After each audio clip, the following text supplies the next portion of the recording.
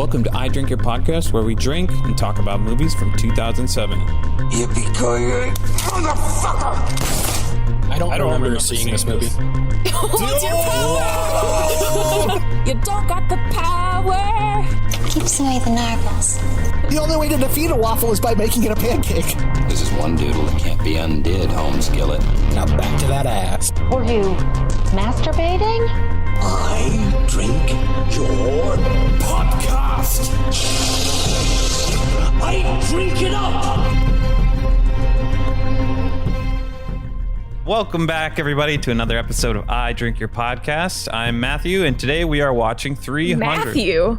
Yeah, I know. He's professional this week. Getting fancy. Because we have a guest on. Look, he's doing his best. He's doing great. I believe in him. Thank you, Corbin. So joining me this week is Ben, Emily, and Wes, and our second ever guest, Corbin. Welcome to the show. Yay. Thanks for having me. I'm here. Woo! Hell yeah. What are you drinking? I know you're quite the mixologist. Well, today I'm drinking a Blood and Sand. So this is equal parts vermouth, cherry liqueur, orange juice, and a blended Scotch whiskey. Oh my God, that with sounds... orange peel in it, just to really bring it all together. Have you ever thought about starting a podcast where you watch movies and make drinks? I hear there's a market for those. Well, no, I think at this point, I think it might just be you guys. But yeah, I'm happy to hop in and start crafting your drinks every week. I hear competition is good. Yeah. Yeah. Speaking of competition, Ben, what are you drinking? I've got a drink I call the blue screen in honor of all the CGI effects in this movie. It is blue curacao, vodka, and Sierra Mist. How is it? That actually sounds pretty good. It's really tasty. I like Corbin's drinks all classy, and yours Sierra Mist. Why isn't that classy? Yeah, what's wrong with that? What's wrong with Sierra Any Mist? soda mixer compared to like a lemon Orange zest juice? or He's got blue curacao in there. Yeah, that's a pretty fancy drink. I mean, I feel like bad because I'm already beating up on Matt, and that seems to be what everybody does. So. No, that's this is just proof that it's his fault. That's not. Whoa, I mean, that's the best I've got. I can't help you, Matt.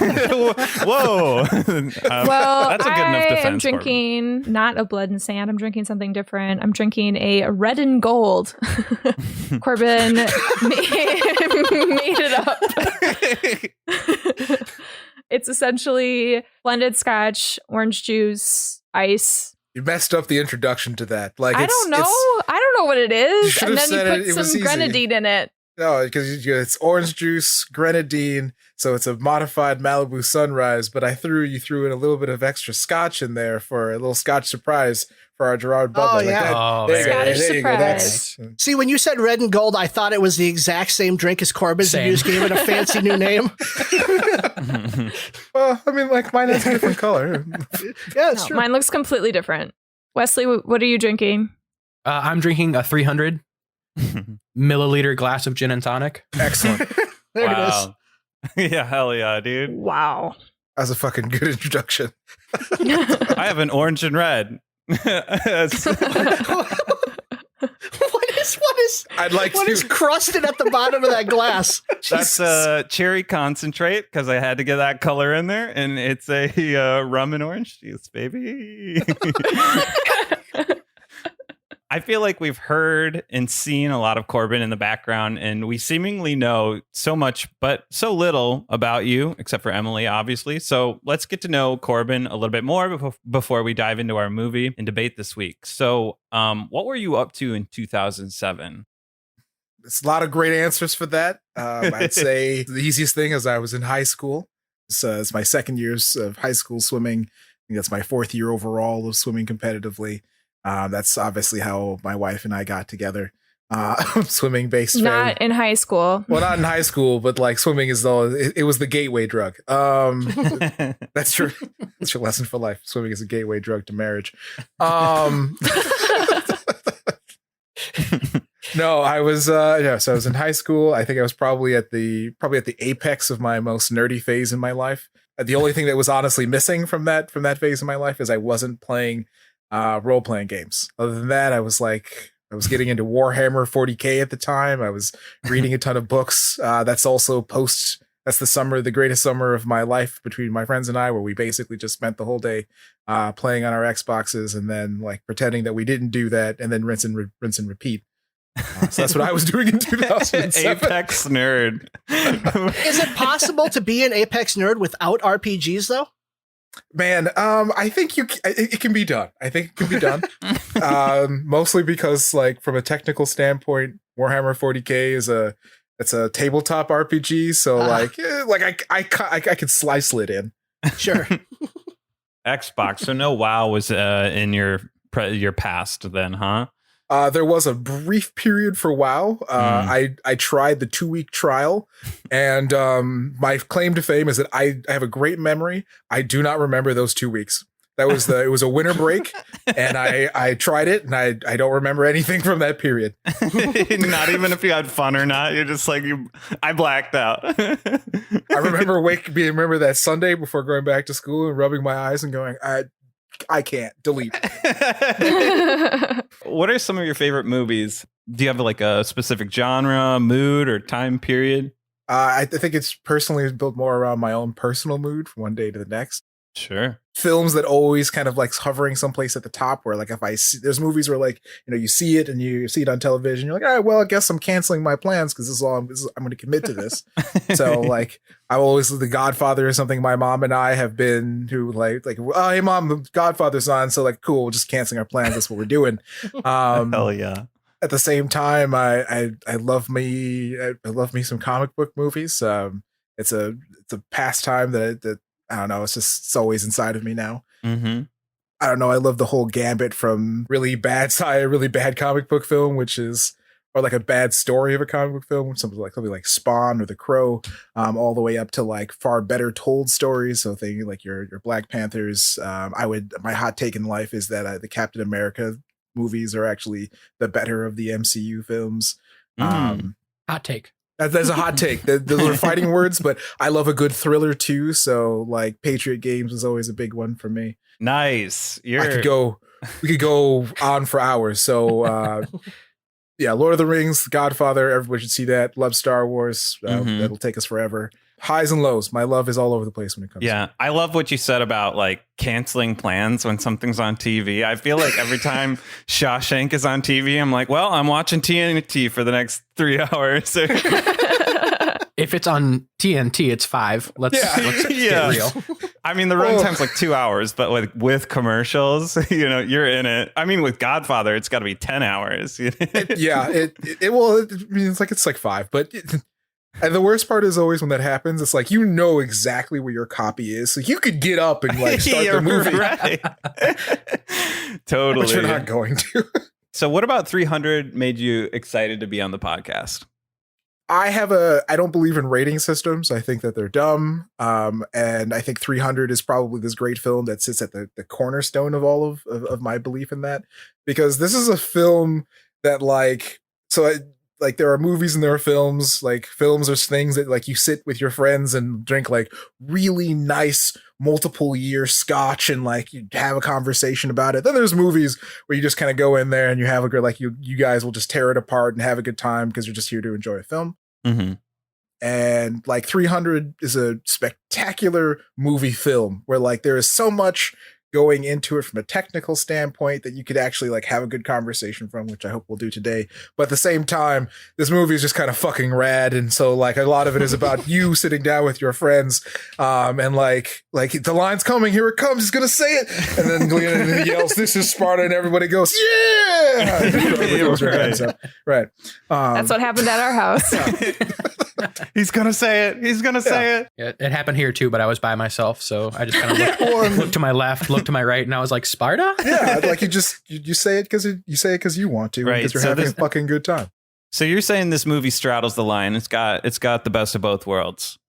Well, I wouldn't say it has the best, but I do think there's you can get it's in not there the worst and talk of about either. it. Okay, cool. Well, I'm excited to get into it. If you guys haven't listened to the show before, the first half we're going to be discussing and reviewing 300, and then the second half is going to be our Battle of Twits, a creative competition, and it's going to be a tag team, the first ever between Ben and myself on my first chance to win, and versus Emily and Corbin. So That should be fun. So this movie is 300, directed by Zack Snyder, featuring Lena Headey, Gerard Butler, Rodrigo Santoro, Dominic West, and Michael Fassbender. This is Sparta! Leonidas, played by Gerard Butler, the king of Sparta, is approached by Xerxes' messenger to surrender and become slaves. Against the will of the Spartan council and Ephors, he takes 300 of his best warriors to strike an attack on the Persians. Queen Giorgio, played by Lena Headey, is left behind to figure out a way to send reinforcements to save Sparta. That's the end of Act 1. Let's go over, how do you say the queen's real name? It's Gorgo. Gorgo. Oh my God, Matt. I'm so happy not to have to read the recaps on this one because all of my notes, I can just go that one person. Yeah. Yeah. It's rough. I wanted to talk a little bit about the graphic novel, or the original 300 by Frank Miller, just because Corbin and I are huge graphic novel Enthusiasts. Sure. You know, Corbin's really been the one that has gotten me into more comics. Mm-hmm. I brought him into the world of more RPG. So we together make the perfect nerd apex couple, nerd maybe. couple. So when I was reading about this, it was interesting to see how Zack Snyder actually did, in order, panel by panel, each scene matched the comic. And I thought that was a really interesting approach because he also did it chronologically. He didn't jump all over the place. I think that what's really interesting is that I think Zack Snyder is one of the very few directors that honestly understands how to not necessarily like make a perfect comic book film, but he knows how to like actually make the visuals, but the visuals of the comic come to life in a visual format. So like you can say what you want about his color palette, but it does reflect very strongly what you will see in the actual like panels for the comic. It also has a tendency to kind of give it this kind of otherworldly feel to it, which is, I think, a really big part about of reading comics. It's ultimately something that's kind of missing from a lot of, if not all of, the MCU films, is that they don't have this. In their desire to get really, really close to like Batman Begins and more accurately like The Dark Knight, and its desire to be like this really like live action event, they have kind of taken away some of the more ethereal aspects of reading comic books and living in this kind of weird world where these things happen inside of it. Yeah, and also, you know, Corbin and I were talking about this earlier, I think yesterday or something. We talked about comparing this to the MCU universe and action films, because this is obviously an action film. There's a lot of action happening. Mm-hmm. But 300 honors where it comes from as a comic and as that graphic novel. But looking at a lot of newer superhero movies, and I'm not talking like Into the Spider-Verse, I'm talking Avengers live action movies. They're just action movies without any nuance. They're just throwing famous superheroes in them. And that's just my opinion. But I feel that they lose that graphic novel comic feel to it. Yeah. At the same time, though, I think Zack Snyder, I can't tell if he knows how to tell a story, because the movies he makes are him just taking panel for panel from graphic novels. Even Watchmen is a very faithful adaptation for the most part, to both the visual style and the story structure of the graphic novel. So I think that's a huge detriment to his, in my opinion, ability as a director, because it doesn't seem like he ever has his own vision around something. It's always copying a different vision.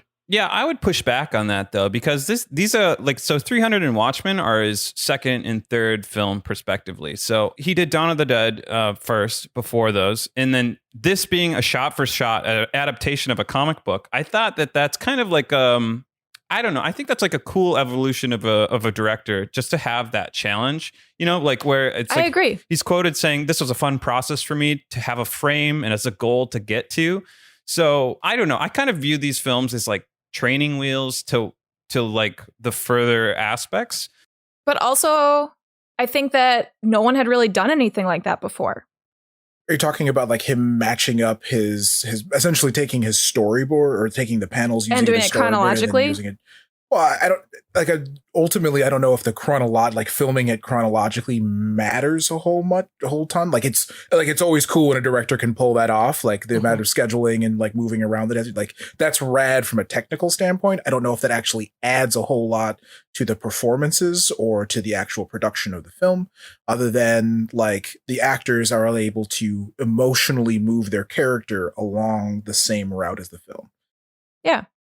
One of my favorite things, and it comes in more in the second and third act where there's a lot more action, but talking about adapting a still frame into motion, I thought one of the most effective ways of doing that, which seemed a lot cooler when I had initially seen it, and it was a little more, it seemed like a means to an end as opposed to something really cool. But in the action scenes, they do a lot of almost stopping the motion when there's no action happening and speeding up the action while someone is moving. And it does look really cool. It's really jarring to like focus on these epic like finishes and flourishes on all these sword swings. But really, it's kind of a way to jump through a comic book paneling where you don't have to show that actual movement. You're just going to hypercut and Ooh. Edit it to where it looks more like a comic because you've got more stills, essentially. Yeah, the film nerd term for that is speed ramping. And I felt like this movie specifically birthed many student films that utilize this technique. So, I mean, Matt, you mentioned that this movie and Watchmen are kind of like training wheel films for Zack Snyder. Right. I've never looked at a little kid riding a bike with training wheels and thought that guy's an expert biker. So it's hard for me to look at these movies and say, oh, Zack Snyder's a great director because he's still riding with training wheels. So I don't know if any of us said he's a great director. I think we just said it was really an interesting perspective and brought new life to graphic novel adaptations. Film. Yeah. And then have you seen one of those fancy cars with 2 wheels and one in the front before where it's like a real fancy car? So tell me you didn't think that guy's cool. Useless, but works. Yeah. I think his style is just distinct, right? I don't think it's not like I would never call him a great director. I think like his best work would actually probably be sitting back as like a cinematographer rather than like as a director. But they gave him the DC universe. Like, you don't hand the reins to something that huge to someone that you don't believe is really good at what they do. Mm-hmm. So why would DC do that? Like, what evidence did they have that this guy is capable of telling multiple stories that are engaging and that could match up with what Marvel was doing? I think it comes probably down to two big things. One is the elephant in the room, which is Marvel, right? Which is, all right, so we're already like, we're 7 or 8 films by the time like Man of Steel rolls around. We're like 8 films behind and way many more in overall thought process. We want you to come over here and take all of these separate films and put them all together just like what they did. Mm-hmm. There is no director on the face, no sane director that's going to be like, you know what? Yeah, I want that job. Give it to me. Right? You what you ultimately have to do is give that job over to like, the only person that's going to show up to do that is somebody who already really loves the medium. Right. Mm-hmm. And so I think that's part of the reason why Zack Snyder directs. He starts out directing the first part of what is, in my opinion, almost a completely defunct DC universe, which is, and because I think but at the same time, and this is the second part, is that they understand that he does know how to make these sequences look cool, right? So like to Matt's point, like the training wheels, for an example, he hasn't really ever taken them completely off, but they are distinct and they are very cool. And I think that he does have a really good, he knows how to take the like paneling and how to make somebody move through a panel and then like punctuate it into these really hard hitting sequences. Mm-hmm. He just needs a better writer to sit next to him and go, yeah, no, don't do that. Don't do that. No. Yeah. So one of the things that really bothered me in this movie was like it looked really cool. I think we can all agree on that, especially at the time. Zack Snyder can make things look cool. No doubt about that. Quoter on it. But yeah, so rewatching it this time, I feel like it's probably been a good decade since I've seen this movie.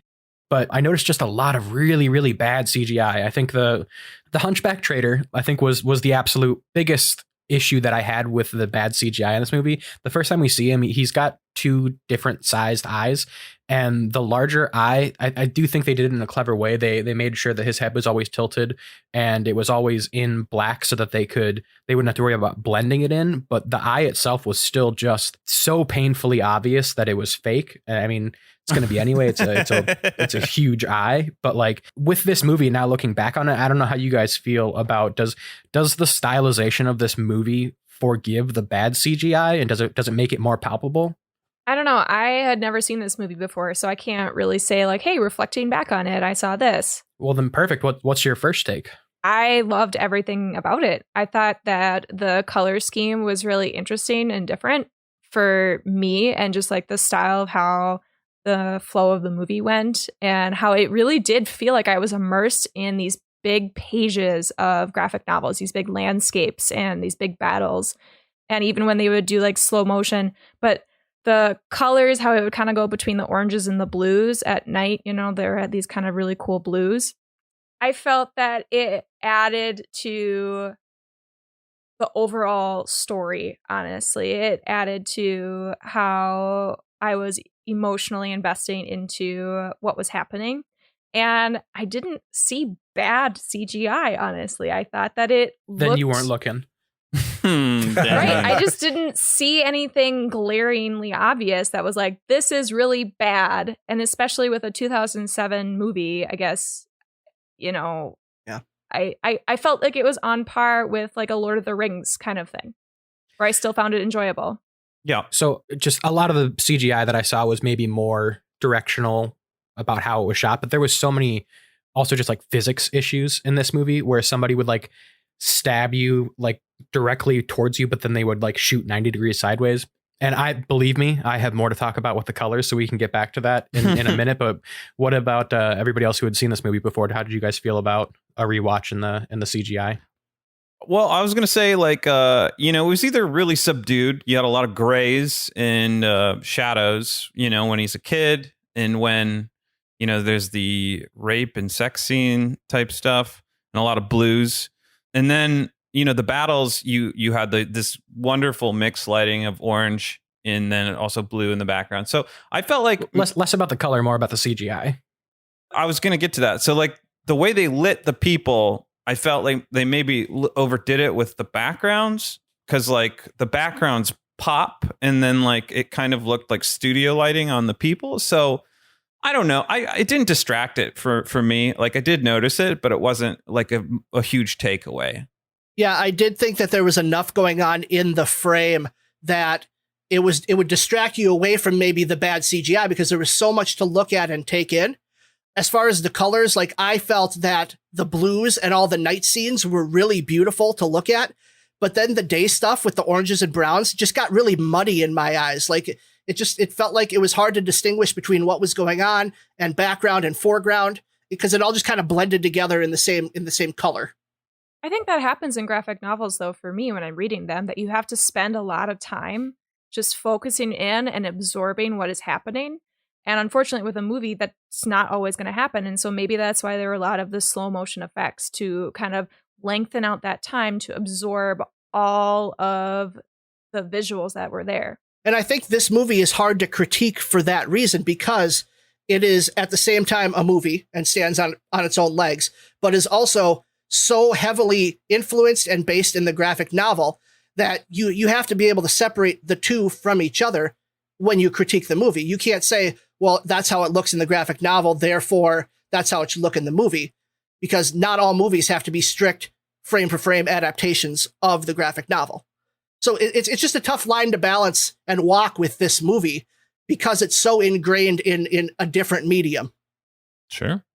No, I agree with most of those points. To kind of take some of this maybe just a little bit further.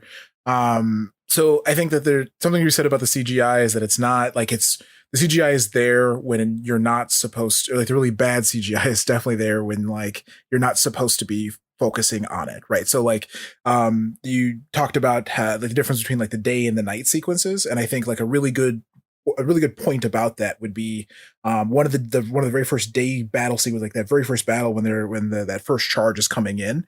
The whole point with that is that and this would be reflective of both the comic book, but even the movie as well, because of the way that they change the focuses, is the fact that like all of these dudes who are running right now don't mean shit. Like I guess we don't technically know, but we know that these guys are about to get wiped out. And so like when Leonidas turns back to all of his dudes and goes like, look, we're gonna murk these dudes, right? Like that's actually, I think, a really good moment where they choose to put like, oh yeah, that's happening. You've seen an army charge before. You know what this looks like. We're not going to worry about it, right? And they just kind of move it on. And then, but to your point about like some of the smaller stuff, I see like, yeah, it is there's some, the CGI isn't going to age perfectly, but I think because of the more ephemeral feel of the film, it'll be okay. Definitely. Our arrows will blot out the sun. Then we will fight in the shade. The Spartans build a wall on the beach to make a narrow pass using slain Persian scouts as the mortar, which is what goes in between the brick, I learned recently. A deformed man named Euphalates approaches the king with the wish to fight alongside the other Spartans. However, Leonidas rejects the notion, as the man cannot lift the shield to protect his brothers. And the Spartans defeat wave after wave of Xerxes' army, including the famed Immortals. Boy, did those Immortals look like Jabberwockies to you? The breakdancing group? That was a great reference. I'm here for that. Thank you. Yeah. I was like, damn, these guys are going to have some choreography. So this movie had a lot of dope-ass fight scenes. And in order for that to actually happen, there was a ridiculous amount of training for this movie. The man that was in charge of all this, Mark Twight, which I think is just a silly name. I'm sorry, Mark Twight. I just can't help but laugh at it. He didn't want them to just look the part of the Spartans. He wanted them to actually have the Spartan strength. So basically what he did with his training program is after 7 months of this grueling program, they never did the same workout twice. It was always different, and they would never really know what was ahead of them. So it was always put on their toes. They had a lot of old school, brutal, full body movement. They did metabolic lifting, throwing, gymnastics kind of working out. They even did a lot of competitions and used stopwatches to do interval training and heightened intensity. And one of their like most popular ones that have just kind of gone out into the world is essentially doing these circuits of 300 reps of something. But it was like 25 of this, 30 of this, 200, it just varied how much it was. And it would always be, see how fast you can do it and then keep doing that for like 20 minutes. Mm-hmm. Well, it worked because those boys were looking fine as hell. Yeah. None of that was CGI. Yeah, there was no shortage of that was CGI. of abs I in this refuse to movie. believe that. So the sweat a lot of the times was CGI'd in. And the blood. They only used 2 gallons of blood. I do believe they did a little bit of makeup highlighting of under the abs to give it the shadow to make it look like they were more cut than they were. But still, these guys were peak physical shape. I do have to make one point for my mom, wherever she is out there today. My mom, so I saw this movie twice, once with my best friend and his mom. And then I went to swim practice, and then I left swim practice, and I think I went to go see it again with my mom later on. And my mom's first response after seeing all of them as they're marching out is my mom leaned over to me and went, "I'm really disappointed in all their leg work. Their legs look shitty." Spartan skipping leg day. Clearly they were skipping leg day. Were they? I don't know. But my mom and my family is a bunch of theater and dance kids. So that's what the very first thing she saw. So that's what that one's for you, Mom. Hell yeah. Damn, Audrey Ann. That's so funny. I mean, I've heard a little bit about the 300 workout, flipping these massive tractor tires and swinging a big hammer and hitting the tractor tires. And what other tractor tire related workouts did they do? They changing tractor tires. just general farm work. No, but I remember seeing this movie and being like, wait, can I get like that? And it was I I saw a video of it. I was like, no, I can't. No, the answer is no. I mean, you could, no. but you don't have the will. Right. And I don't have the farm. So But Or I the think time it or paid money. off. I mean, I enjoyed it. And honestly, it wasn't like hey, this is really attractive and sexual to me. It was like this is really intense, and I'm excited to see these heroic, godlike Physiques. physiques of Herculean men physiques. just warrior destroy. bread. Yeah. Yeah, they're warrior bred. What, they're related to Hercules or something? Yeah, That's like descended from the- Hercules himself. Descendant. bathed in combat. Yeah. There was nothing sexual for you about Gerard Butler's ass you could bounce a quarter off of? Because that got Oh, me I thought going. it was nice. Oh, yeah. It was nice. It didn't. Gerard Butler still is not on my husband list. Yeah, Michael Fassbender was doing it for me though. I was just like, I know that guy, and then I went and looked up who he was. I was like, oh, Magneto. I would like to go back to Corbin's husband list. My husband.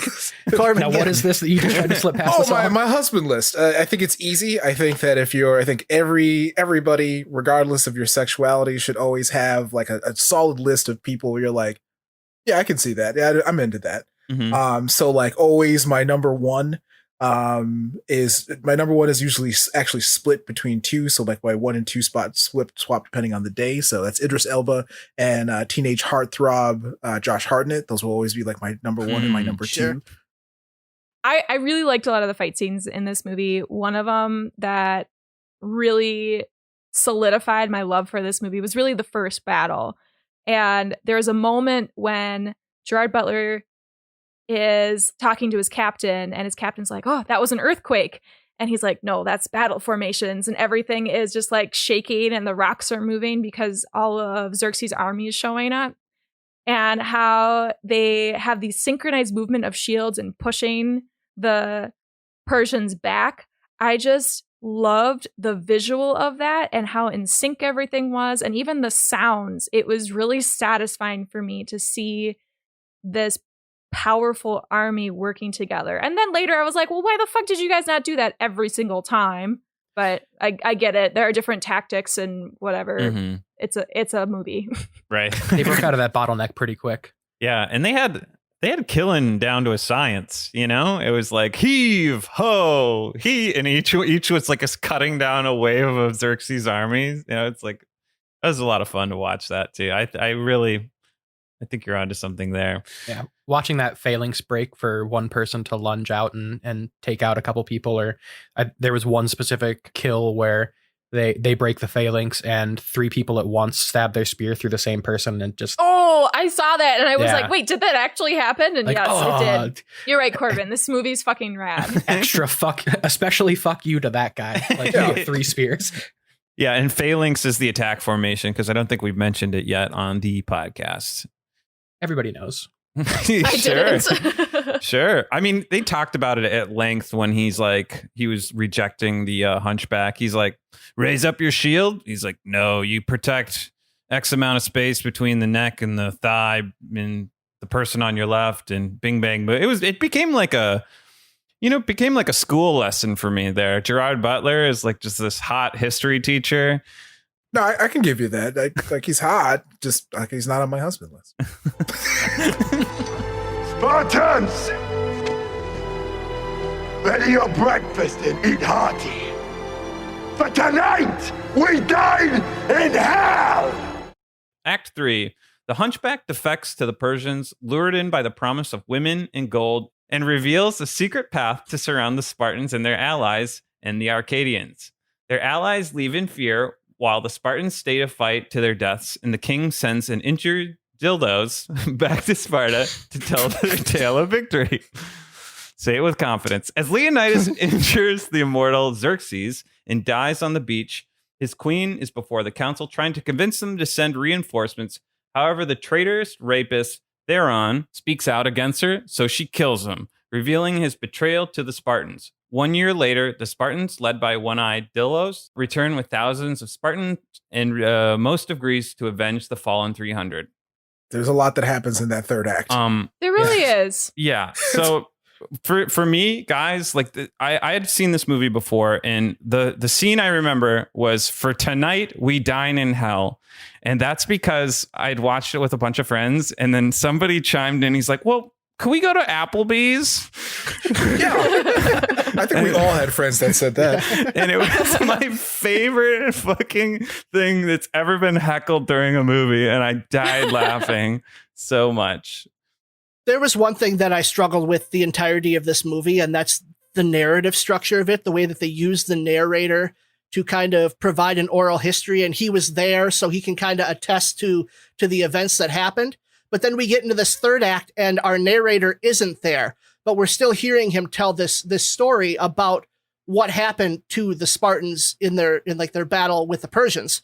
And as I was thinking about that, I realized that it wasn't so much a problem as it was kind of talking about the way that oral history used to work in these older civilizations, where this is a guy who is kind of creating this specter and aura around the greatness of the Spartans. So even though he's not there, he's kind of relaying to these other people to get them hyped up that, yeah, and then he dropped his shield because it was heavy, and he dropped his helmet so he could see better. Like, he didn't know that that's what happened. So at first watch, I was like, that really bothers me, because he's telling this story and we don't really know that this is how the Spartans went down. They may have gone down like little bitches and we just didn't see it. Mm-hmm. But then as I thought about just as a commentary on oral histories, that it worked for me. What did you guys think of the narrator? Well, I think that, especially since he wasn't there at the end, yet is still narrating, doesn't that discredit his whole first part too? No, because he's the one that's sent home. Oh, I understand that, like, according to this movie, yes, we believe that he is telling the truth up until he leaves, because he has that perspective. But he wasn't there for the last part. And if you're lying about the last part, what's stopping you from lying about the entire first part? I see. Maybe they were wiped out right away, and maybe he ran. Yeah, maybe he lost his eye when he like fell or took a pebble to the eye. Well, so actually, to your point, Wesley, I would agree up until you, I think it's Abraxas. So when the other group of fighters show up, right? Mm-hmm. So if you're talking about everything that happened with the F4s, 100% there with you throughout, right? That could just be his opinion of them being really shitty human beings. Mm-hmm. But as soon as you get the bit with Abraxas, and I cannot for the life of me remember where they came from, when those other dudes, Arcadia. When those dudes show up, now like there's a secondary source of people that can. And they also ran away, so. Well, yeah, so they left about the same time, right? They so can like attest. the middle chunk of the film, for sure, or the middle chunk of his narrative at least is valid. Mm-hmm. Yeah. And I think it works. I think it helps the film. I think that it actually goes back and helps the film's visuals perspective as well, because it's told in such a like mythological form. Mm-hmm. Mm-hmm. Yeah. Right. And I think stories morph into these grander hyperbole the more they're told orally.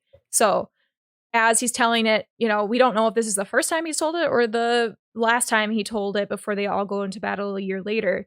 And so he could be adding more and more. All Leonidas told him, as we know in the movie, is to tell their, quote, tale of victory, end quote. And so, yes, he might have heard some things, or he might have made up the whole thing just to get reinforcements to defend their country. Right. The only thing that makes me believe his story the entire time was how terrible his final speech was to lead the new battle on. Like the entire story so far was like compelling and interesting and action. And then his final story was like, yeah, we fought them. There were only a few of us. Now let's do it. Let's do it. Not that there's more. The other thing that always bothers me with those giant army scenes is that the guy standing there talking without a microphone. Like, really, how many rows deep are you able to hear it? Yeah, and can yet you hear everybody him? cheers at the same time. Right. That always bothered me with Theoden in Lord of the Rings too. Hold But on. whatever. I don't know if we have time to get into it, but I think the Theoden speech works predominantly because he runs down the line, right? He's on the And horse, so, like, even going if you back didn't and hear the forth. speech, the king just rolled by and tapped your spear, like you're in it now. The king tapped my spear. Yeah, and he's up on a horse, so you could at least see him. It wasn't like this like short, hot guy with one eye, so Hey, so Corbin, you mentioned that this movie had kind of like a mythological feel to it. And I actually wanted to add to that because there was a lot of controversy about the East versus West and how Zack Snyder just putting the Persians in this like monstrous light and showing them as disfigured and literally looking like monsters, how that was really terrible. And Iran actually denounced the film because it was so demon-like, and they had this effeminate Xerxes, and they called it hurtful American propaganda, and they see this as like a noble part of their history. And I find that to be a really thought-provoking concept, that Iranians see the Persian Empire as like a noble part of their history, when I don't know, I guess I see a lot of history just in general as not very noble at all. It's just victors. Who are the victors? And so when you said that it was like this mythological piece, I think that was the goal originally for Frank Miller. Or he's a racist. I don't know. He could be both. Right. But this idea of having a mythological story similar to how the Greeks tell their myths. So first, I think that Zack Snyder's attempt in making the Persians more monstrous, that is actually something he did, not that so much that Frank Miller did. But we'll get to Frank Miller in a second. But I think that it does add to that mythological quality of the film. I think that it's intentional, but I think that from an audience perspective, there is a part in here where like you are supposed to understand that this is an opinion, that like this is a retelling of a story. You're supposed to get that. And if you don't, then there's a problem. And I think that's where Zack Snyder runs into an issue, because I don't think it's not as obvious as it's needed to be for people to be like, oh, okay, he's like, this is a made up story. These aren't actually there. This isn't how you're supposed to view them. The second thing is that Frank Miller, in all probability, at very least, is probably a sexist. And then there's like some additional things on top of it. Frank Miller has created some of my favorite storylines, but like if you start peeling back his storylines, you start going, Well, as the woman on this show, I have some opinions that I want to talk about. I have a microphone and you don't. So you will listen to every damn word I have to say! Speaking of Frank Miller, he actually did not want Queen Gorgo to be added to have her own story. She was literally just a person in the background that didn't do anything other than, oh, yep, that's the queen. Leonidas is married to her, and that's it. Move on. So Zack Snyder actually really pushed and added this role of Queen Gorgo, and how when Frank Miller said, this is a boys movie, let it be that, he was like, no, this is, we want to draw in a bigger crowd, and also having it just be a boys movie doesn't mean you can't have women in it. And I have noticed, just like as a pattern, Zack Snyder struggles with how he portrays women in his movies. They usually have some sort of challenge between a dynamic of power between men. And a lot of the times it happens to be women fighting against sexual traumas, whether it comes from rape, sexual assaults, just general sexism that happens. And I think that's a good start. However, I think that Zack Snyder could go a little bit more. I think looking at how he portrayed Queen Gorgo, she was equal to the king. You know, right from the beginning, she stood up to the Persian messenger, and Leonidas was like, my queen isn't equal in my eyes. And so I thought that was great, even though that she was raped by traitorous, not hunchback. She still took her vengeance on her own terms. You know, she was strong prior to her rape, versus in some of his movies, Zack Snyder's movies, it's because of that. I think it was more Watchmen, but again, that was because of he was more following the text. Mm-hmm. The one movie I really wanted to talk about was actually Sucker Punch. I've seen it twice, and this was actually Zack Snyder's first original work. This is something that he wrote himself. This is how he created completely on his own. And I felt that even rewatching it recently, I think it was a really great critique on geek culture. a lot of male critics didn't get it. This idea that Baby Doll, the main character, she's wearing like the Japanese schoolgirl uniform that's really short. And a lot of people are like, well, you just sexualize all these characters. And it was more that women were never objectified by the camera, but rather the characters. And Zack Snyder actually has a true director's cut that was never released because Warner Brothers changed a lot of things.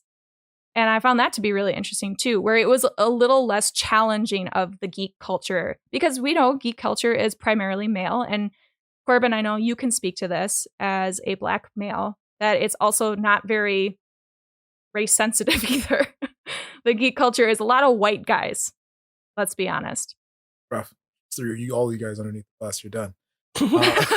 But I think also it's not great what Zack Snyder has done, relying on sexual assault as where the power comes from for women.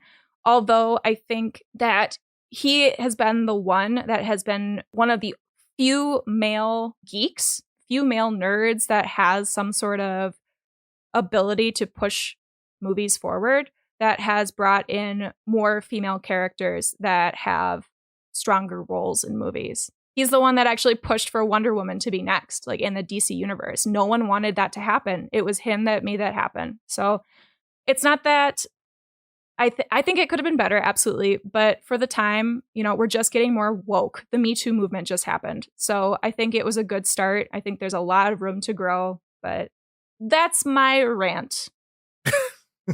I haven't seen Sucker Punch, but I was just kind of following along on the Wikipedia of the critical reception of the depiction of women. And, obviously I know Wonder Woman was good, but I haven't seen that either. I'm behind, Emily. I'm the one that's behind on the movies this time. But you've seen Black Panther, right? Yes. I felt that Queen Gorgo's subplot in the movie was mostly irrelevant. She stays back to help kind of rally the troops, but she doesn't rally anybody. And then they go off to war. And after they come back, it's really, the rally is more about avenging the demise of the 300 Spartans that died instead of anything that Queen Gorgo did. So it's kind of like that critique of Indiana Jones in Raiders of the Lost Ark, where it's really like he's really irrelevant to the entire movie and things would still happen in the same way, regardless of his interventions. And I feel that's probably the same about this subplot in 300. Yeah, but she was the only part of this movie that made politics important.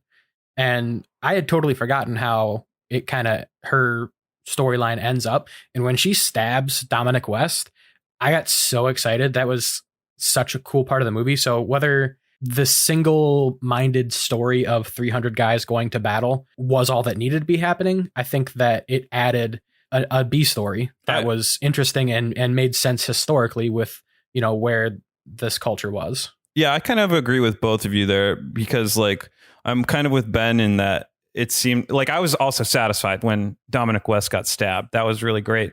But I feel like that entire story could have been tied a little bit more to the Spartan Council and the corruption that was existing. But the story did need a meanwhile back home at the ranch, because you can't just be fighting and fighting and fighting and fighting and just get just that over and over again. It's like, what would our downtime in between the battles be? Just bros at a fire screaming at each other. And well, I would say that at the core of the conversation around the Queen is this really interesting debate about tokenism.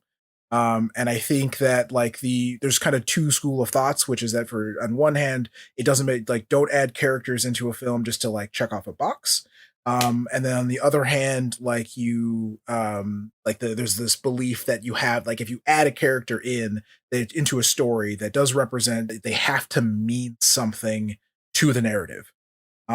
Because they both have their own respective issues with it. When you're talking about adding a character into a narrative, it makes you're making the argument that just because this character is here, they have to mean something for the storyline, as if all the other straight white male characters actually, all of them all meant something to the storyline. So Michael Fassbender's character doesn't have anything to do with the storyline. He could disappear and everything would be fine. Sure. Right. And then on the other hand, some of what they by literally bringing her into the storyline, they did actually bring like that. Some of it did check a box, right? It did make it so more women were interested in ultimately seeing the film. I think whenever I think about it, I always kind of come down right in the middle between like these two big ideas, because I enjoy her plot line. I think that they could have spent a little bit more time focusing on the things that the Spartans are about. So duty, tradition, honor, right? Like if that was something that I think that the B plot for her they could have advanced that a little bit better with her, instead of like diminishing it down, like throwing in essentially just throwing in a rape scene like that. It didn't do anything for the narrative. 100% is that something that happens happened in a regular basis in antiquity and still continues to happen. Absolutely. But it didn't feel like anything more than an attempt to make me hate the traitor more. And you can make us hate the traitor in other ways than like raping the queen. Yeah, Matt, you made the comment about how, what are they going to do? Cut back to the fire where the guys are arguing or yelling at each other. And I would have liked that, because I feel this movie lacked any sort of character development in our Spartans. There was the idea that you're a Spartan and therefore you are a certain way. And while some of the characters had individual traits that you can be like, oh, that's the dad. Oh, that's the sassy one. Oh, that's the son. That's the captain. None of them had character arcs. None of them learned anything or gained anything, except for if you just take the Spartans as a whole, like the whole society has kind of an arc. But there is no individual character arc in this movie, except for maybe the queen. True. I just don't think that was the point of the movie, though. Do all movies have to have character development? This movie was not trying to blow any minds with storytelling. This was a bro movie to go see some wicked blood and action. And I think that gets back to what Corbin was saying at the beginning about the difference between movie and film. And that's why I feel this 300 falls in the end of movie more than film, because of that lack of narrative around the characters. I think that same focus, the ability for them to produce this like massively successful film, like making 700% of what it spent on it, right? It is a very interesting textbook. You can study this actually on like, how do you make a film without any character development inside of it, right? Where your characters don't change, right? And turns out you can 100% do it if you focus really tightly on action and like what are their actions about, rather than who they are. Definitely. As we talked about it, we decided that in the place of our normal reviews, we would kind of each take this opportunity to talk about things that we want to be heard. And as the resident dad on this podcast, many times my observations and jokes veer into dad joke territory. So I decided I'm going to just relegate them all to this end part. And I've got one today. Dad joke. I remember the first time I saw 300, I was really worried I was going to be lost because I hadn't seen the first 299 other than 7 and 13. So I've got some grapes, and you're going to hear about them all now in my rapid fire list. These are just a few of our incredible thoughts. That sex scene looked like a Calvin Klein commercial. Those arrows that block out the sun were shot from like miles away. There are so many times that physics makes zero sense, and I'm only mad at like half of them. Xerxes would have won if he knew how to party balance his military forces. You can't expect a whole regiment of people throwing sparklers to be able to defend themselves against a heavy melee combat. They throw their spears so much, there's no way that they still have any. That's all. Okay. Corbin, give us your review for this movie? As I said at the beginning of the podcast, I'm not really big on like providing a numerical values to films, because I think that's really, or films or movies, because that's really hard to do, and everything is hella subjective. Mm-hmm. That being said, this is a rad fucking film filled with great speeches, lines that I have both used and have been used on me from my captains into my captaincy, things I have said to my friends, things that I've yelled as I've kicked people off of things in real life and a lot of pools in real life and in video games. I give this film 4 out of 5 spectacular kicks, Sparta kicks. Oh. Nice. I am Spartakix. All right, so before we get into our epic battle today, we are going to roll a dice to determine a randomly assigned subject for your question 1. So since we're doing teams this week, I'm going to roll a d20. Who wants to be odds? Who wants to be evens? Odds. Always the odds. Give me the oddball. All right. Never tell me the odds. Never give me 3. So, Emily and Corbin, you guys get to pick first. Nice. So, our 6 options for historical events this week are number 1, Spaghetti Tree Hoax. Number 2, the men's marathon at the 1904 Summer Olympics. Number 3, Robert Liston in the surgery with a 300% mortality rate. Number 4, Pepsi and the 6th largest military in the world. Number 5, the Masked Marauders. And number 6, the rise of the pet rock. I'm going to take the Spaghetti Tree Hoax then. Yeah, that's the only one I was hoping would get picked for sure. I'm leaning towards Pepsi. Yeah, I'll go Pepsi. And as for question 2, since we are a podcast about sharing fun, this question is going to allow for your opponents to give you a little bit of their own character choices. So, Ben, are you going to assign a character for Corbin? Yeah, so Corbin, your movie character you're going to be working it with is Lamar Luttrell from Revenge of the Nerds. God, that's awful. You sound elated. Oh, God. And now, Corbin.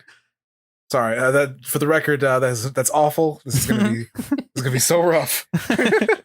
So, Corbin, what are you dishing back? I'm dishing back Sam Wheat in the 1990 classic Ghost. It's Patrick Swayze's character.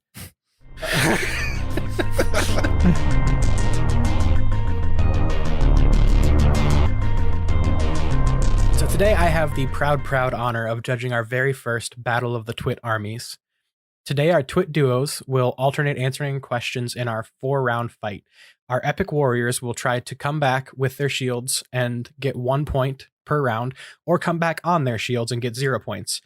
Because a 0 looks like a shield that's laying flat that you would get carried back on, and a 1 kind of looks like a shield that's being held vertically, held strong. It was a very good observation, and you guys should all be very impressed by my Oracle observation abilities.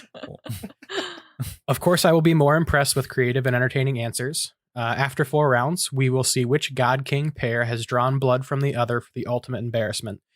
The losers are going to have to do the 300 challenge, which will be that they have to do some form of exercise, 300 reps each day for 7 days straight. So, unless there are any questions, Spartans, what is your profession? I forgot. Shit.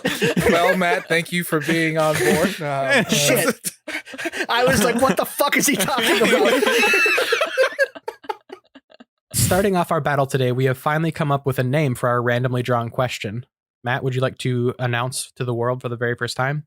It's Wesley's Wandom Weston. Wandom. The WWW. Perfect. Thank you. So Wesley's Wandom Weston this week. With the historic event that you were just given, I want you to create a movie trailer for a graphic novel style movie. And we are going to start with Emily with my favorite, the Spaghetti Tree Hoax. Zoom out on a massive pile of spaghetti surrounded by trees in black and white. The screen crackly with old-timey lines. With a burst of tense music, suddenly a hand bursts out of the spaghetti, crying for freedom. We get a snippet of the original mockumentary video with the happy-go-lucky times of learning that spaghetti grew on trees, but now interspersed with horrific elements of too much spaghetti burying houses and entire towns, all still in black and white. The visual freezes. We hear a click. Zooming out, we see 2 friends, now in color, editing the film clip of their horror movie. A voiceover ominously says, "We just wanted the Reddit karma." And then we get news clips in black and white, chaotic screaming about spaghetti taking over the world, presidents blaming Italy for their lack of preparation, protests about how restaurants should boycott pasta.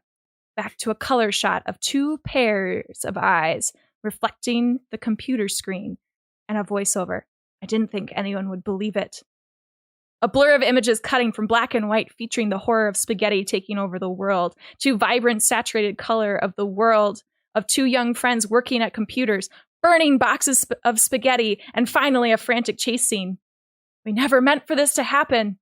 Building music with a sudden silence, cut to black. Preposterous.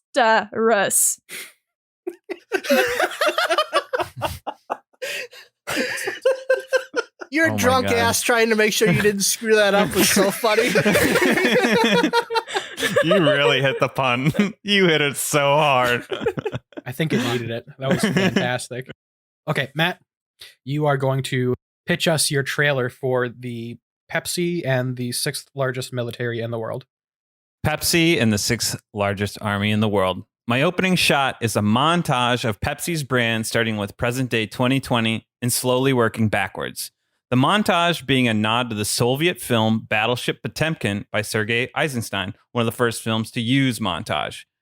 There would be Pepsi in the backdrop of tons of chaotic locations like Khloe Kardashian diffusing a riot with Pepsi, a dirty Pepsi machine in a war-torn country, Pepsi sitting on the table of a drug bust or a terrorist table.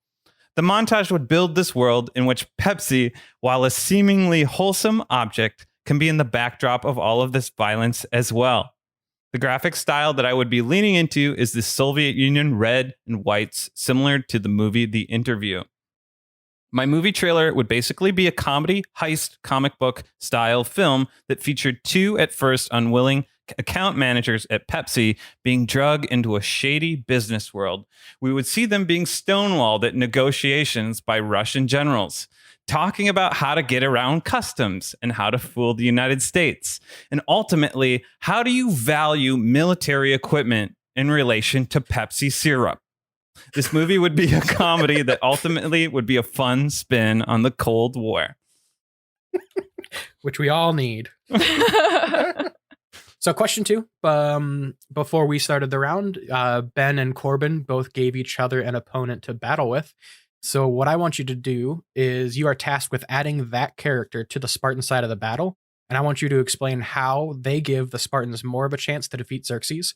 After we hear both answers, both contenders will argue it out and convince me who gave the more compelling stance. So we're going to start with Ben, who was given Sam Wheat from Ghost. If Lord of the Rings taught us anything, it's the importance of having a ghost on your side in battle. Oh my God. Sam Wheat will fit in with the Spartans perfectly from a look standpoint, since he has the chiseled body of Patrick Swayze, and the only truly effective weapon that can be used against him is not in existence due to the lack of existing science, making Sam truly a badass. However, his real addition and effect will be when it comes to striking fear into the hearts of Persians. Persians are a superstitious people, and the ghost manipulations that Sam could do on the Persian armies and Xerxes would certainly scare them enough to cause them to flee the battle. There's an evil spirit in Iranian folklore that possesses and harms individuals called Tsar, and Sam's spirit could play a similar role by causing the Persian bodies to move as Sam sees fit, mimicking possession.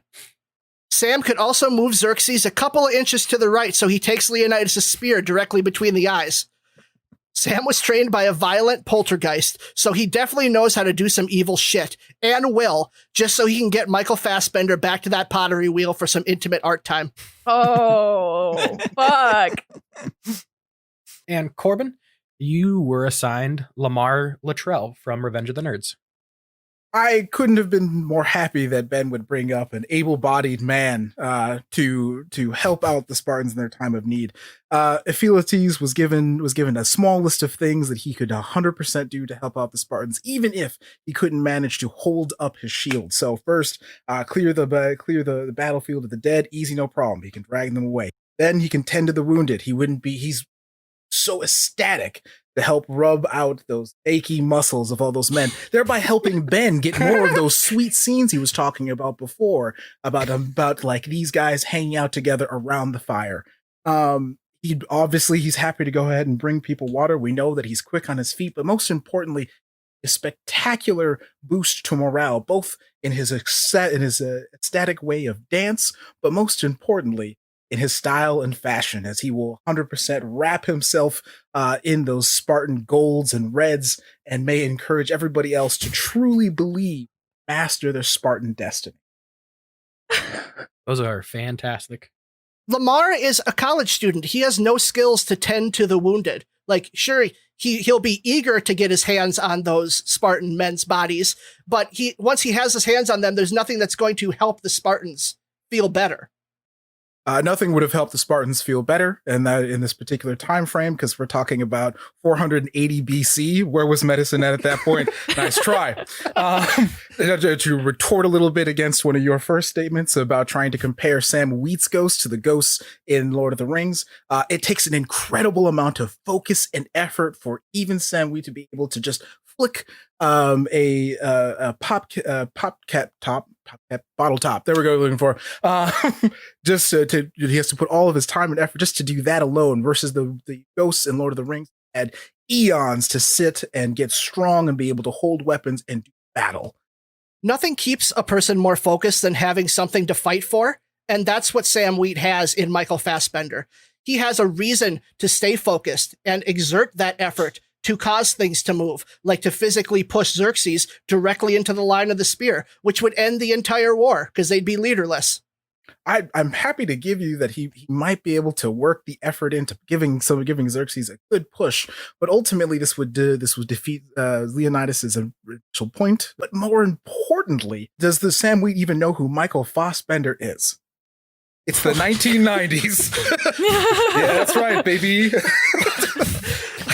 I was under the assumption that they were transported to this time period, so I'm a little bit at a loss on that one. And for this, damn it. And saying Leonidas just wanted to show that he bleeds, killing him would be even more effective than showing that he bleeds, because it shows that he was not immortal at all. There's nothing that says immortals don't bleed. It just means they don't die.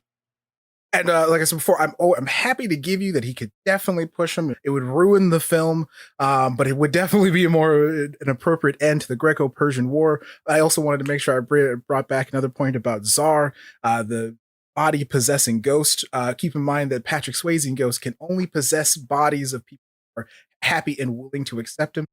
Well, when it's all about who has more of a chance, who gives them more of a chance to defeat Xerxes, I think defeating Xerxes would be killing him and ending him, not allowing the Spartans' muscles to be a little more limber because of a nice milk massage. Wait, what? Milk massage? Milk. No, both Leonidas and the Spartans were very comfortable with the idea of dying. That's the whole point of their sacrifice effort, because they're trying to get the rest of the Greek states to rally. If they just kill the Persians, right, that means that they don't wipe them. That means they've just killed this dude. Where if all of the Greek band together to fight off the Persians, not only will they take out Xerxes, they will actually gather more land. Moving on to question 3. Everybody's favorite water dancer in this movie, or the Oracle, who was filmed with flowy clothing and hair in the very beginning, was straight up speaking nonsense words, made up by her on the spot, as I was informed by Emily. Either way, the E4s being bribed, it's likely that her wisdom isn't what Leonidas was told. So, what was the Oracle actually saying to the E4s before they interpreted her words for Leonidas? And we are going to start with Emily. According to very recent historians, the Oracle of Delphi, which is this woman, would enter her trance by inhaling sweet-smelling, noxious fumes coming from the deep fissures underneath the temple. Like, literally, that's what they did. So essentially, the E4s would get her high as balls to interpret Apollo's godly words. So here's what I imagine what really went on. And because I'm drunk, this is going to be great. After huffing the natural gas, the Oracle would proceed to lay motionless, like in the movie, and say, "Oh my Apollo, I am so high right now. This shit is so good. Pray to the winds. I get even more of these fumes in me. Dude, guys, did you see me dance?" She would be so high that her underwater in the air dance would be all in her head, just like Leslie Knope with the flu doing cartwheels. The last thing she would say as her eyes widened with enlightenment: "Why'd you guys say August? That's Roman, not Greek, idiots. Fuck, I can't wait for Carnea. Festival food is hella delish." Okay. And Ben is the opponent for this question. So, Ben, what did that oracle say? Yeah, so the reason Leonidas needs the E-Force to kind of interpret the prophecy is because the oracle just talks so damn fast. But I'm going to slow it down for you like it's a 300 fight scene so you all can hear it. Also, I'm pretty sure all Spartans, even the women, kind of talk like everything's really dramatic. So I'm going to do the really dramatic Spartan voice. This is just the real Ben voice that you No. put on a nice tone for the podcast. Due to you dying in this battle with the Persians, and without your watchful eye over him, your son will grow to be the worst thing a Spartan man can be. Fat. With his saggy man breasts and robust belly, he will be the shame of the entire nation as he slovenly lumbers about seeking a career in comedy. No statues will be made of him due to the sheer amount of stone required to carve such a hefty body. No epic poems will be written about him because of the completely unepic life he will lead living in your wife's basement since, again, and I cannot stress this enough, you are going to die very soon, Leonidas. No minstrels will write songs about him and he will die a virgin, the greatest sin a Spartan male can commit. So please don't go, Leonidas. Stay with your son and let the Persians have your city-state. It's kind of a shithole anyway, and maybe in the next generation, have half the males trained in city planning and architecture instead of fighting. Oh my God. Excuse me. Oh my Apollo. Oh my Apollo. Question 4. Time to hear those big money pitches. So we're going to pitch a reboot, prequel, sequel for 300. And this week, what I want to hear is a fighting style to highlight, as well as a style of filming that would pair with it. So this one is going to start off with Matthew. I elected to make a sequel, a courthouse drama that takes place after 300. Queen Gorgo is now on trial for killing Theron, the corrupt politician, and now we see Sparta's justice system and how it operates. Now, in my estimate, this film will be about 25 times better than its predecessor. And can anyone tell me how many times 25 goes into 300? 12 times. Yep. The title of this film would be 12 Very Angry Men. Tonight, we dine sequestered and alone. This film would be more in the drama genre with minor action sequences. And its revolutionary filming style would be a POV first-person perspective of the foreman of the jury. And our characters' fighting style would not only be with their words and arguments, but it would also be when the jury is deadlocked, they would break the tie with violent rounds of Rochambeau, a game where they take turns kicking each other in the balls to see who falls or gives up first. Which Wait, complements our revolutionary first-person perspective. It also gives our movie the climax for the Spartacus, or the Sparta kick, or the push kick, to return as a nod to the original movie. So that's the crux of the movie. Queen Gorgo goes on trial. We see deliberations, and eventually she will be put to death, but she's eventually saved by a Sparta kick game of Rochambeau, in which we see the courtroom of the foreman of the jury's perspective, in which they find her not guilty. 12 very angry men. Corbin, let's hear your answer. Spartans in the Battle of Thermopylae are rad because it does what all great war movies do, keep the action tight and focused. No other great battle in the Greco-Persian War can really make that happen, and there's no other singular battle with like really clear, easily defined lines that don't involve you getting bogged down in tactics and army plans, and no one cares about any of that. You know what is also, you know what is rad though? Samurais, and especially legendary samurais. So I instead would pitch a spiritual sequel to 300. We're going to talk about the story of the 47 samurai, or the tale of the 47 Ronin. For those who are uninitiated to it, the tale of the 47 Ronin takes us back to the time of legends for Japan, where 47 samurai get together, wait 2 years to ultimately storm, attack, and kill the man who killed their master. We would follow the story through the eyes of Tedasaka, who we're going to age down for the purposes of the story. We're going to use him to learn what it is to be a samurai, to learn all the cool, to learn both the code of honor, but also how to do all of the cool fighting. Speaking of fighting, we have a variety of different fighting styles. We're going to talk about Kenjutsu, which is the overall sword fighting technique. There's Aido, the sword drawing technique, so that cool, like quick strike stuff that you see in Kurosawa films. We're going to have Aikido and Karate on display for fist fighting, Sojutsu for spear fighting, and Kyodo for archery. And then for the cool filming technique, I'm going to call it Ikiai, or which is this kind of combination of film noir and like bombastic action sequences or assault, right? Technically, the direct translation is the spirit of battle. So before fight scenes happens, we're going to slow everything down so you can have this full appreciation about what's going to happen. And then everything is going to blow out in these huge bombastic color moments. So because the entirety of the battle or the assault in this castle takes place actually during the winter, at night during the winter, we will have, everything will cool down in tones and then explode outwards. And then we'll have all these cool things like X-ray moments where we can watch bones break and swords, the weapon viewpoints as swords slide into people and decapitate them and they lose arms and things like that. I basically just want to have this sweet combination of both chaos and focus in the overall fights. And then, because we'd like to keep the numerical consistency from one film to the next, this film would obviously be called 47 Ronin. That is my pitch for a spiritual sequel to 300. Wow, that was great.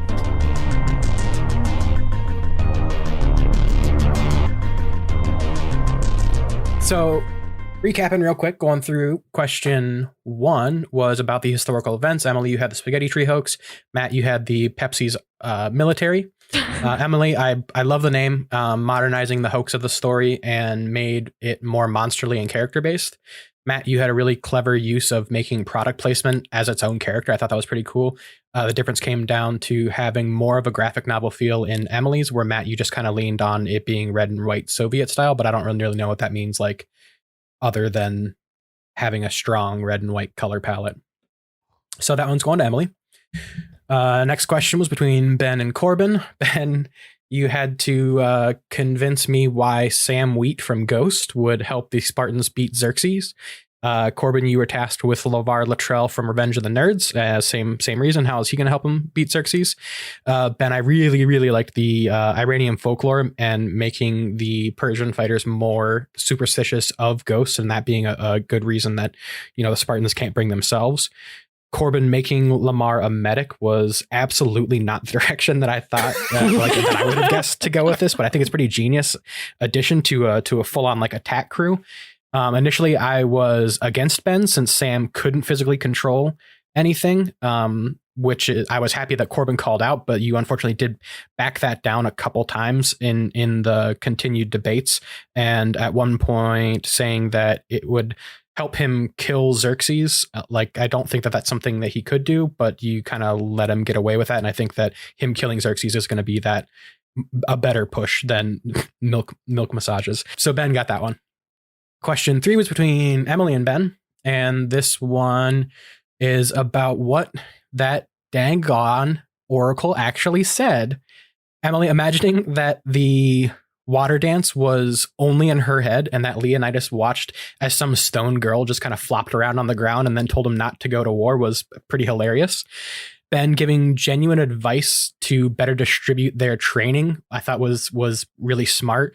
This one came down to just honestly being more entertained, and Emily's answer was a little more entertaining for me. And also I got to stand up for my fellow fat people who can never apparently get sculptures made of us. No. Sculptures made of fat people. Wow. Question 4, reboot, prequel, sequel. Matt, your answer of 12 Very Angry Men, transitioning to such a dry setting like a courtroom from the original 300 of just this hardcore action was a really bold choice, but I think it does tie nicely to the society that you're covering. Corbin, besides all the ball kicking. Don't worry, I'm not done yet. I laughed so hard. I loved it. Corbin, this was just a really good answer. The visual of the woodblock painting style sounds absolutely gorgeous. And I think that's a huge part of it. But you really hammered it home with the fighting style, with the weapons, with and without them, and exactly how that weapon view shooting style would pay off. Where Matt just watches dudes get kicked in the balls in first person. Whoa, Sparta kicked in the balls. Sparta kicked in the balls. Those balls are leaving the body. This is Sparta! Ow, my balls! So that one went to Corbin, which means that Emily and Corbin are taking this one down with a 3-1 win. So congrats. Congrats. I think it was a well-fought twit war. That was it's interesting having 4 questions, but it was really interesting hearing different people each time too, and kind of comparing how your brains work. And it's going to be really interesting how Ben and I's abs are going to be working, baby. Ooh, we're gonna look like Leonidas. Give it a week. I told you I was going to throw Ben. I'm sorry. Matt did lose both of his. Yeah, Corbin, thank you for joining us this week for 300. This was so much fun, and your answers were amazing. Long-winded. No, you were fantastic. Don't ever categorize educated as long-winded. Like it can be both. That is true. I'm from education. Very true. Yeah, I just want to thank everybody for listening. And if you guys want to rate and subscribe and share us with 300 of your angriest friends, that'd be great. But next week, we're going to be watching Hairspray with our friend Liba. But that's been it for 300. So, yeah. Bye, everybody. All right. Bye, everyone. Bye. Bye. Thanks, everybody.